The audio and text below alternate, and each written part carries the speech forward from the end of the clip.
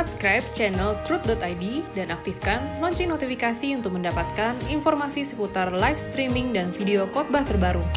Posisi tombol subscribe berada di kanan atas channel kami dan jangan lupa nyalakan loncengnya.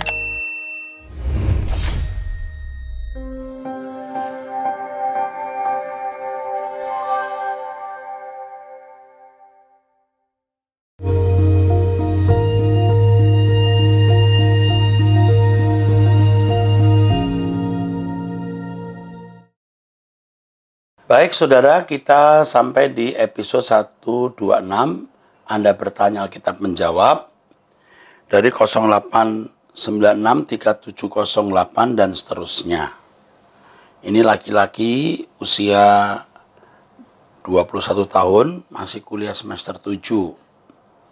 Salam Pak Pendeta Erastus, saat ini saya sangat gelisah tentang dosa saya Pak. Jadi dulu waktu kecil pas SD saya sudah masturbasi Pak. Karena seringnya masturbasi saya merasa bersalah dan ingin berhenti. Lalu dengan cerobohnya saya membuat sumpah tidak akan masturbasi lagi. Dan kalau saya langgar tetap masturbasi saya akan masuk neraka. Saat itu saya bersumpah sambil megang foto Tuhan Yesus. Tapi kemudian saya tetap masturbasi. Saya masturbasi sampai saya kuliah. Sepanjang SD sampai kuliah entah kenapa saya lupa dengan sumpah saya dulu Pak. Saya tidak ingat, mungkin karena sudah sangat lama. Lalu waktu SMP saya bersumpah kalau saya tidak akan merokok sampai mati. Tapi pada akhirnya waktu kuliah saya merokok dari semester 1 sampai 5. Semester 6 sekarang tidak lagi. Selama ini saya melakukan dosa masturbasi sampai kuliah dengan tidak sadar dan lupa bahwa saya telah bersumpah dulunya. Waktu kecil juga saya belum tahu apa tentang larangan bersumpah. Pertengahan Agustus kemarin saya mencoba introspeksi diri di tengah wabah COVID ini. Kebetulan saya mendapat khotbah tentang jangan bersumpah. Tiba-tiba saya teringat dengan sumpah-sumpah saya dulu. Tiba-tiba semua teringat jelas, selama ini saya sudah melanggar sumpah yang saya buat sendiri. Saya sangat takut dengan sumpah saya itu Pak. Saya sendiri yang bilang kalau melanggar akan masuk neraka. Saya coba bergumul sendiri dan berdoa mohon ampun sama Tuhan, tapi tetap tidak tenang. Lalu saya akhirnya cerita sama mama.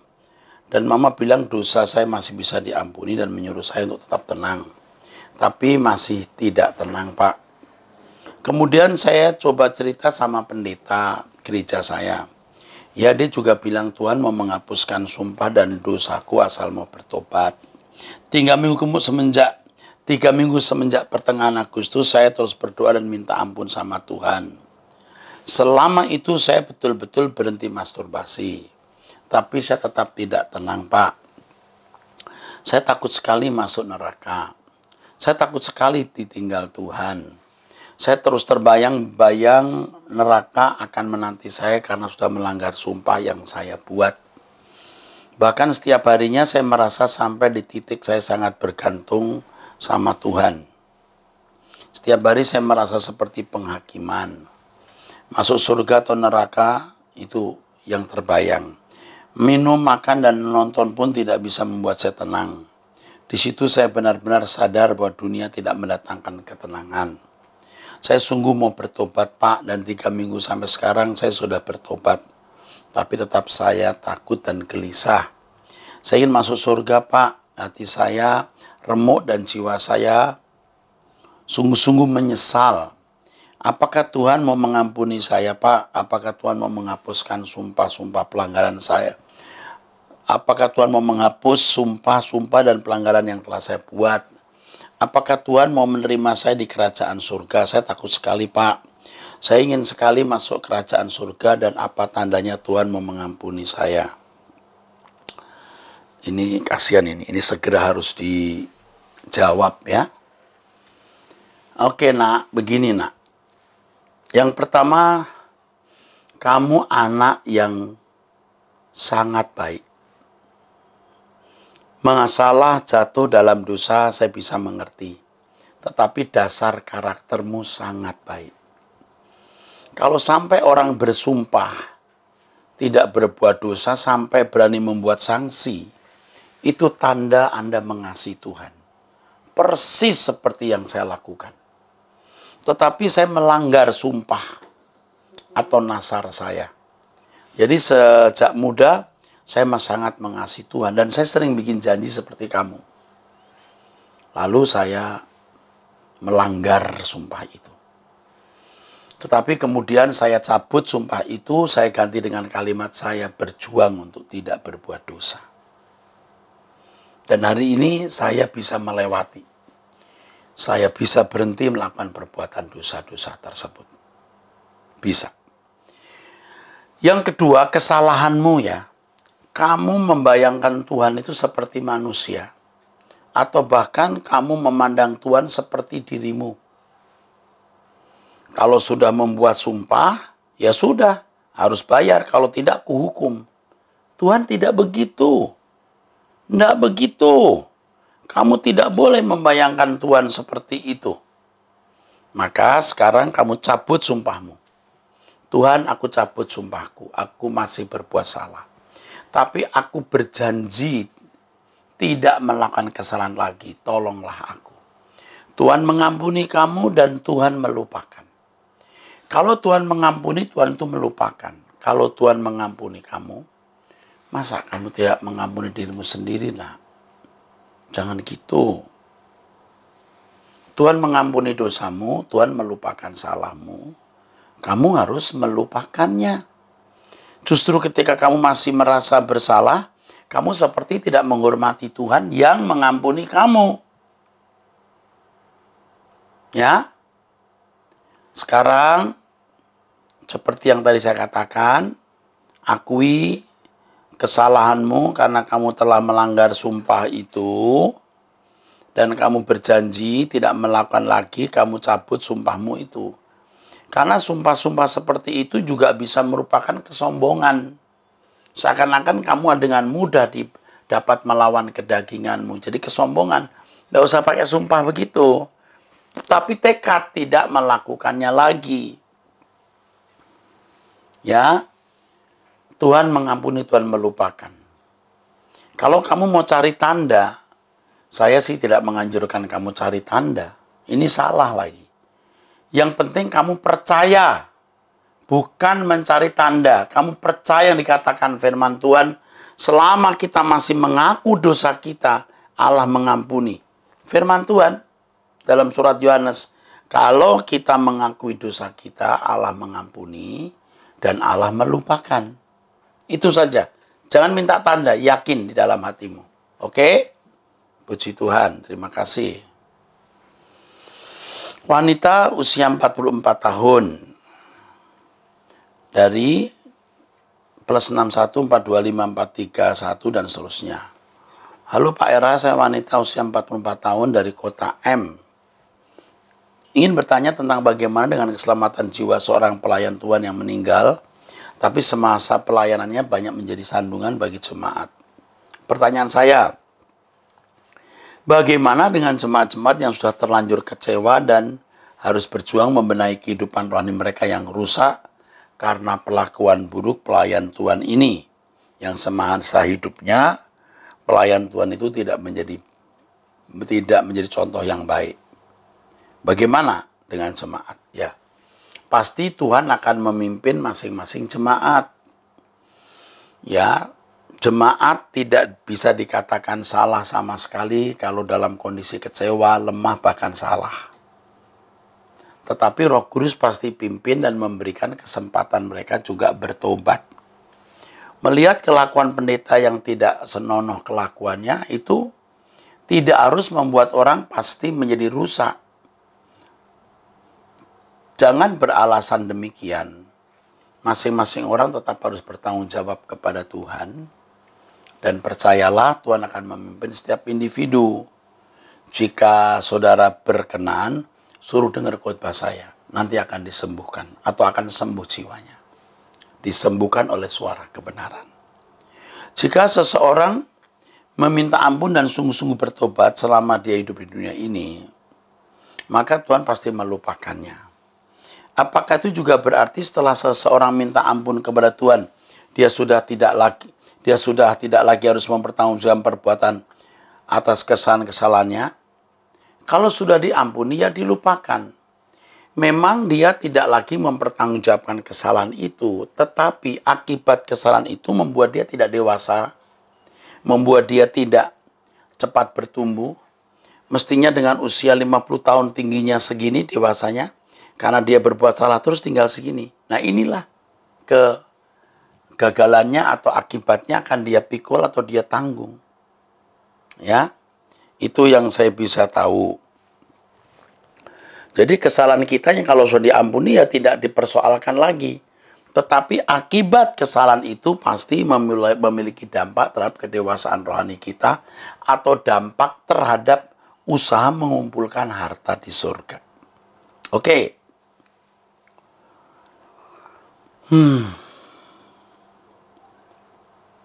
Ini ada pertanyaan anak usia 12 tahun. Waduh, luar biasa ya. Ini luar biasa ini. Kok bisa ya anak usia begini nanya ya? Luar biasa. Ini pasti anak baik yang akan menjadi hamba Tuhan yang suatu hari luar biasa. Ini kalau saya jawab, ya, kalau kita melihat di sini ada pertanyaan yang mungkin mestinya nggak ditanyakan anak kecil, tapi bisa ya ditanyakan ya. Anak umur 12 tahun, keren ini ya. Om, saya mau bertanya Om. Ya sayang, 0812 891 ya. Om, saya mau bertanya tentang siapa itu serafim, cherubim, dan opanim Serafim dan cherubim itu kerub. Kerub itu makhluk-makhluk surgawi yang ada di dalam kerajaan surga. Kalau kamu lihat tabut perjanjian itu ada gambar orang, ada seperti orang punya sayap, nah itu kerub. Kalau serafim itu seperti malaikat tapi punya beberapa sayap. Dan ia bisa muncul di mana-mana. Tapi kalau kerub biasanya menunggu penjaga. Baik penjaga di surga, itu lalu juga yang dikatakan di menjaga Eden, Taman Eden, kerub itu biasanya makhluk surgawi sebagai penjaga. Sedangkan serafim itu seperti malaikat ya. Juga tentu di mana-mana dengan punya beberapa sayap. Yaitu serafim. Kalau opanim itu kalau kita melihat ya ada roda, semacam roda. Ini dari penglihatan Daniel pasal 7 kita melihat terlihat tidak biasa, bahkan dia seperti digerakkan oleh roh makhluk lain. Jadi makhluk spiritual yang juga bisa dikatakan makhluk alam roh.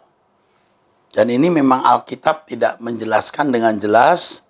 Tentu saja saya tidak berani menjelaskan dengan jelas juga. Ya.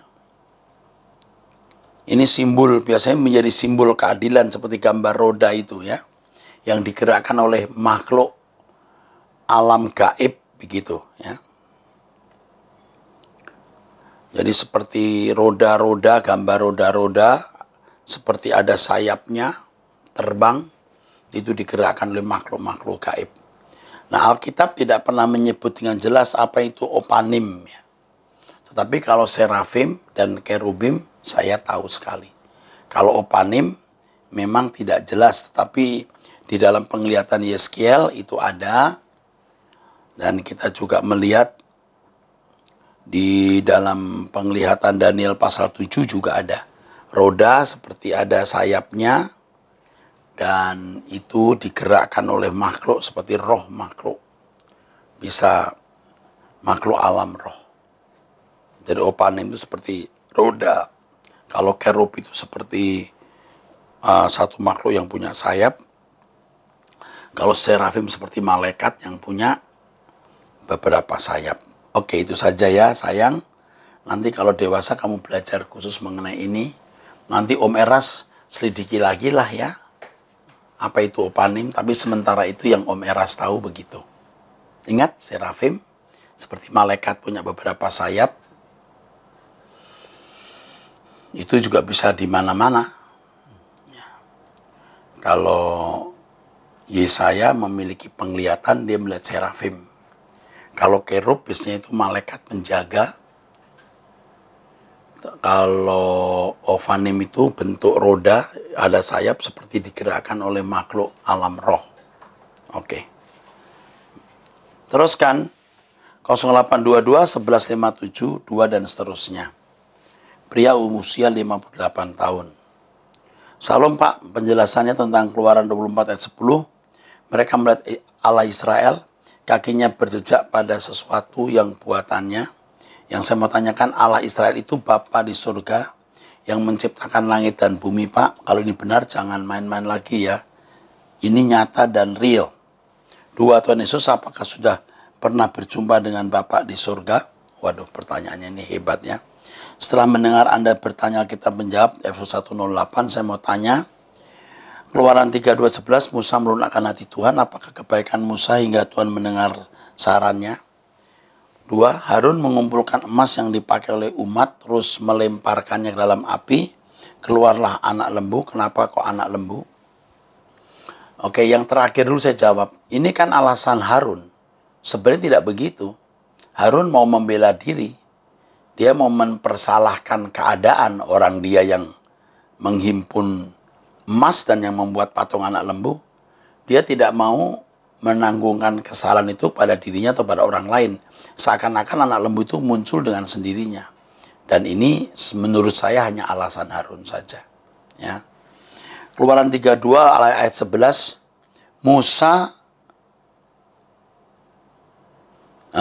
Musa melunakkan hati Tuhan. Apa kebaikan Musa ini hingga Tuhan mendengar sarannya? Sebenarnya ini sebuah hubungan persahabatan antara Yahweh, Allah semesta alam dengan Musa. Jadi, kalau dikatakan seakan-akan Allah hatinya lunak, itu bentuk antropomorfisme. Ya, Allah itu maha tahu, maha besar, maha mulia. Lalu dibahasakan dengan bahasa manusia. Bagaimana Allah menyesuaikan diri dengan perasaan Musa. Allah mau mengerti perasaan Musa. Waktu Musa berkata, ya Tuhan, Engkau sudah pimpin dari Mesir ke Kanaan, di tengah jalan Engkau tinggal, apa kata orang? Lebih baik namaku saja yang dihapus, tapi kamu jangan meninggalkan Israel. Hati Tuhan terenyuh melihat ketulusan Musa ini. Nah itu digambarkanlah Tuhan hatinya dilunakkan. Itu bisa saja. Ini bentuk antropomorfisme. Oke. Jadi seakan-akan Allah digambarkan seperti manusia. Seakan-akan, tapi dia bukan manusia. Allah Israel itu Bapa di surga, ya. Yang menciptakan langit dan bumi, Pak, ya. Kalau dibenar, jangan main-main lagi. Ini nyata dan real. Amin. Makanya kalau kita berdoa itu, seringkali kita gemetar. Saya beberapa kali doa, tidak selalu, tapi saya gemetar. Allah itu menakutkan, menggetarkan. Dan itu yang membuat kita tidak main-main lagi dengan hidup. Kita jadi takut berbuat salah. Ya, takut tidak jujur, takut tidak tulus. Ya. Bahkan hal kecil pun kita harus betul-betul menjaga jangan sampai melukai hati Tuhan. Tuhan Yesus apakah sudah pernah berjumpa dengan Bapa di surga? Tentu kata berjumpa di sini dipahami tidak seperti kita berjumpa. Karena Allah itu tidak kelihatan. Tapi perjumpaan itu pasti ada. Pasti. Perjumpaan pasti tidak muka dengan muka. Karena Allah itu roh adanya. Tapi bisa menyatakan diri dalam berbagai teofani atau pernyataan, penampakan. Pasti sudah ada perjumpaan. Ya. Kalau saudara percaya pra-eksisten Yesus, pasti Yesus pernah berjumpa dengan Bapak. 0811 9937 dan seterusnya. Salam Pak Eras, saya ibu dari 3 putra. Saya terberkati dengan Abam. Anda bertanya, kita menjawab. Yang saya mau tanyakan, saya orangnya nggak bisa marah sekarang ini karena saya anggap sudah umur, karena aku sudah umur juga. Apakah suatu kebodohan? Dan perlu Bapak ketahui, mungkin dulu saya ngelihat orang kalau marah, mau kecil atau tua, kalau menurut saya dia salah, pas saya marahin. Tapi sekarang saya merasa nggak perlu. Apakah salah, Pak? Saya nggak katakan salah atau benar. Marah itu tidak salah, asal marah yang kudus, marah yang konstruktif, artinya membangun, bukan marah yang destruktif atau merusak. Satu, membangun atau merusak. Yang kedua, salah itu, maksud saya marah itu didasarkan pada keinginan diri sendiri untuk melampiaskan emosi, atau marah kita itu karena kita melihat keadaan yang harus diperbaiki, yang di dalamnya termuat beban. Orang yang bertumbuh dalam Tuhan itu marahnya pun harus dalam pimpinan Tuhan. Kalau Tuhan suruh kita marah, kita harus marah. Jangan Tuhan mengendaki kita marah, kita tidak marah, itu salah. Karena pemimpin orang tua harus bisa marah. Dan kalau kita marah, berapa derajatnya harus juga jelas. Tidak boleh sembarangan marah tanpa mengerti seberapa derajat kemarahan kita. Nah, di sini harus dilihat marahnya konstruktif atau destruktif, membangun atau merusak. Yang kedua, apakah marah itu hanya melampiaskan emosi dan dinikmati? Bisa. Atau karena memang harus bertindak demikian karena kasih. Jika melihat sesuatu yang tidak patut dan harus diluruskan, bisa timbul kemarahan. Tapi kemarahan yang kudus. Ya, kemarahan yang sesuai kehendak Allah dan dalam derajat atau panas yang sesuai dengan kehendak Allah. Jangan masalahnya terkecil, marahnya besar. Atau kesalahannya besar, marahnya kecil. Itu tidak boleh. Marahnya sesuai dengan derajat yang Allah kehendaki. Itulah sebabnya kita harus memiliki pikiran dan perasaan Kristus. Puji Tuhan. Kalau orang baik mati bunuh diri, apa ia masuk surga? Tidak ada orang baik yang bunuh diri. Orang baik pasti tidak bunuh diri. Tetapi saya tidak tahu kasus yang diceritakan ini, karena detik-detik sebelum seseorang mati, kita tidak tahu. Jadi kita tidak bisa memastikan. Tapi pada umumnya orang bunuh diri masuk neraka. Pada umumnya. Karena orang tidak bisa jahat mendadak atau baik mendadak. Hanya tidak saya katakan mutlak pasti masuk neraka. Karena menit-menit, detik-detik terakhir orang yang mau bunuh diri, kita tidak tahu pergumulannya dengan Tuhan. Oh, luar biasa. Itu tadi dari Ibu NN ya, 0811 9937 ya. Sekarang dari Ibu juga umur 67 tahun, 0813 3103 5 dan seterusnya. Pak Eras, saya seorang ibu berusia 67 tahun. Setia sekali mendengar khotbah Bapak dan tanya jawab. Sehingga saya betul-betul merasakan Tuhan itu ada dan hidup berkat khotbah-khotbah Bapak. Saya sungguh Pak merasa berubah sekali setelah mendengar khotbah Bapak. Takut sekali berbuat salah Pak sama siapapun. Karena takut akan Tuhan. Saya sadari Tuhan itu ada di mana saya ada karena saya benar-benar takut berbuat salah karena mendengar khotbah-khotbah Pak Eras. Pertanyaan saya, Pak, ada anak usia 44 tahun. Pertanyaan saya, Pak, ada anak usia 44 tahun, perempuan punya suami usia 54 tahun, sudah berumah tangga selama 15 tahun. Mereka punya anak satu perempuan kelas 6 SD sekarang. Anak saya yang 44 tahun ini kerja kantor swasta. Mulai dari anak gadis dia berpendidikan S1, sambil dia ngurus rumah tangganya, sambil jualan online. Semua dikerjakan dengan baik dan gigih karena sering dengar khotbah Pak Eras. Suaminya PNS dan sering marah-marah tanpa sebab. Bisa tiap hari marah nggak tahu sebab. Apa karena masalah-masalah kantornya kita nggak ngerti. Pokoknya sedikit-sedikit marah-marah sama istri dan anak-anaknya. soal sama anaknya. Suaminya itu PNS atau pegawai negeri sipil, tapi nggak ada harus tanpa marah-marah. Terus suaminya menyalahkan anak saya terus, nggak ada benar anak saya di hadapannya dimaki-maki, dicaci-caci. Anak saya mau cerai tapi takut sama Tuhan karena sering mendengar khotbah Pak Eras. Tapi anak saya tertekan terus kalau sedang di rumah dengar marah-marahnya itu. Terus menyalahkan anak saya, dicaci maki terus, Pak. Apakah lebih baik cerai daripada terus begitu anak saya tertekan sama suaminya, Pak? Saya juga sebagai ibunya kasihan melihat anak saya. Sudah kerja kantor, sudah ngurus rumah tangga, ngurus anak, masih dimarah-marahin terus. Saya ngurus suami, tapi terus salah, nggak ada artinya. Sudah ngurus suami, tapi terus salah, nggak ada artinya. Mohon penjelasannya, terima kasih Pak Eras. Saya tidak tahu kasus lengkapnya, tapi ini mesti harus didengar lengkap ya. Nanti konselor kami akan menanyakan kasus lengkapnya. Tetapi menurut saya yang saya harus sampaikan, jangan cerai. Tahan dulu. Tidak mungkin tidak ada penyelesaian. Pasti ada akhirnya. Pasti Tuhan bertindak. Saya baru bicara-bicara dengan ada jemaat yang punya masalah udah lama. Suaminya itu punya selingkuhan. Mungkin masa selingkuhannya kalau nggak salah sampai 2 kali.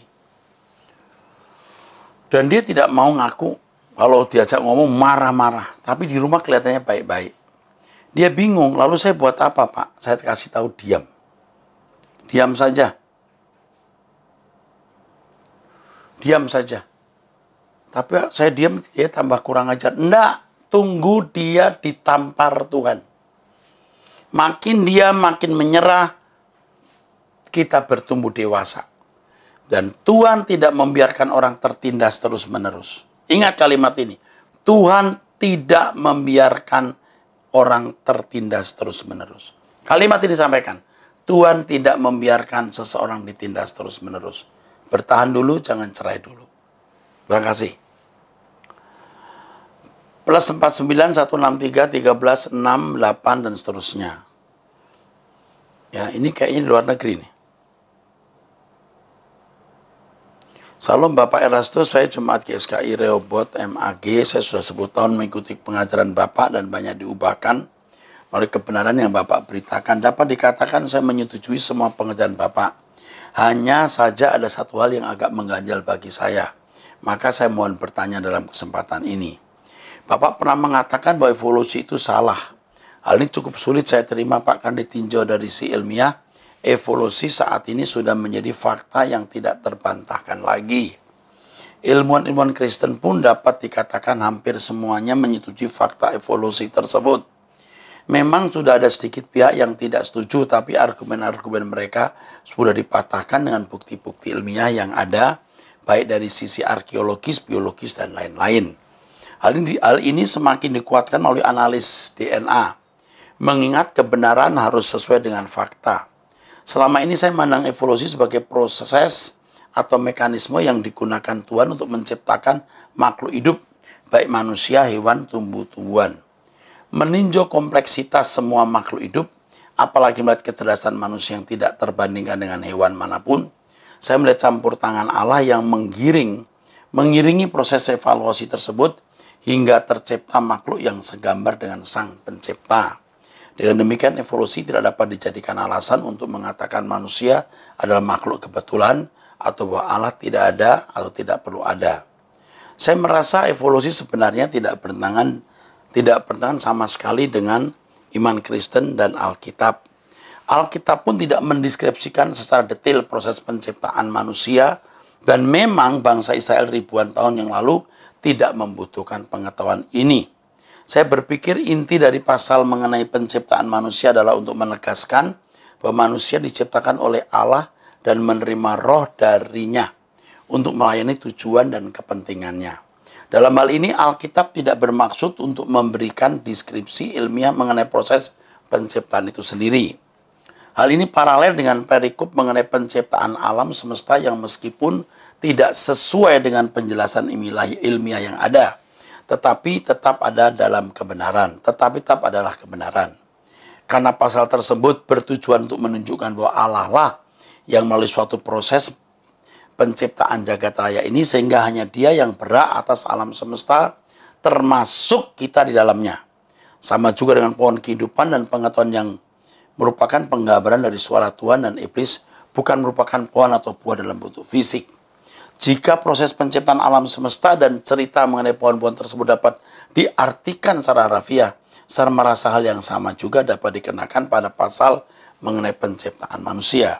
Tentunya kita tidak akan menemukan bukti atau petunjuk apapun di Alkitab mengenai evolusi, karena Alkitab ditulis ribuan tahun sebelum penemuan ini, dan memang tidak ditulis sebagai buku pelajaran sains, sehingga hal tersebut tidak diperlukan.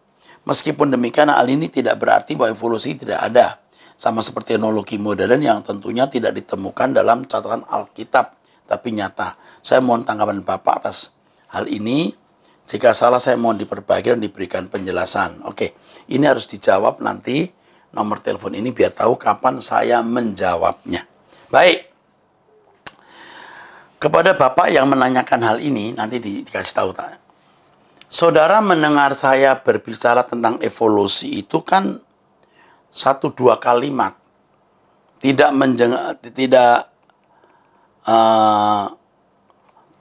mendengar lengkap penjelasan saya mengenai evolusi, ya.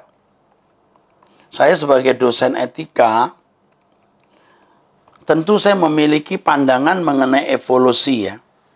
Evolusi itu kan sebuah proses perubahan secara berangsur-angsur, ya. Atau bertindak di mana sesuatu berubah bentuk lain, ya. Menjadi lebih kompleks, ya, dari rumit ataupun berubah bentuk yang lebih baik, ya. Ketika saya bicara mengenai evolusi, yang saya maksudkan itu evolusi yang dipercaya oleh Charles Darwin, ya, yang tidak mengakui, ya, adanya Allah yang membuat menjadi kausalitas, ya, menjadi kausalitas dari adanya proses evolusi itu, ya. Charles Robert Darwin, ya, yang terkenal dengan evolusi naturalis itu, ya, On the Origin of Species. Evolusinya itu sendiri bukan tidak ada, pasti ada karena lewat sebuah proses. Tetapi yang saya tidak setuju itu natural evolusi, seakan-akan semua itu berlangsung secara automatically. Itu yang salah. Ketika Alkitab berkata pada hari pertama, hari kedua, sebenarnya kata hari yang dalam bahasa Ibrani-nya yom itu tidak harus menunjuk 24 jam. Belum tentu 24 jam. Bisa saja, ya. Tapi kata yom itu juga bisa berarti sebuah periode, sebuah masa. Jadi satu hari di sini belum tentu 24 jam. Nah, ini menurut penafsiran juga, ya. Jadi dari muda saya juga, atau sejak dari dulu saya menjadi dosen membahas mengenai evolusi ini, saya selalu menjawab evolusinya sendiri tidak salah. Tetapi ketika orang tidak meyakini campur tangannya Allah dalam proses itu, jadi sebuah nihilistis. Dan apa yang dikatakan Charles Darwin ini kan mengarahkan banyak pikiran orang kepada nihilisme, itu yang saya tidak setuju. Walaupun belum tentu juga Charles Darwin seorang ateis. Belum tentu ateis total. Tapi ketika tidak melengkapi penjelasan mengenai evolusi itu dengan campur tangan Allah, sehingga menjadi nihilistis, itu yang salah. Jadi, nah sekarang saudara penanya tahu bahwa kalau saya bicara mengenai saya tidak setuju evolusi, itu maksudnya evolusi proses perubahan di mana Allah tidak dilibatkan, itu yang saya maksudkan. Jadi bukan evolusinya orang-orang ateis, ya. Bukan evolusinya orang-orang ateis. Saya mengerti bahwa apa yang saya kemukakan ini juga baru sebagian dari apa yang saya pahami atau perlu saya jelaskan, tetapi waktunya singkat. Saya setuju yang Bapak katakan, yang penanya katakan bahwa Alkitab itu bukan buku sains. Tentunya Alkitab tidak menjelaskan secara detail proses penciptaan itu. Tidak mungkin. Karena yang penting di dalam Alkitab adalah adanya the invisible hand, tangan yang tidak kelihatan yang merajut adanya penciptaan ini atau munculnya proses evolusi ini. Itu maksudnya, ya. Terima kasih untuk koreksinya, dan hal ini juga akan menolong saya untuk menjelaskan kepada orang yang selama ini tidak saya jelaskan. Saya bukan tidak percaya evolusi, tapi saya tidak percaya naturalis evolusi, di mana seakan-akan semua berlangsung secara otomatis. Itu yang saya nggak setuju. Semua berlangsung karena ada tangan yang tidak kelihatan. Ya, anggaplah teori Darwin itu benar. Tapi siapa yang menciptakan, ya, benih atau bahan sehingga terjadinya adat manusia dan semua makhluk ini? Pasti ada kausalitasnya. Dan kausalitas prima itu tentu tangan yang tidak kelihatan, yaitu Elohim Yahweh Allah semesta alam. Setuju ya? Ada evolusi, tapi bukan naturalis evolusi yang nihilistis atau ateis. Tuhan memberkati.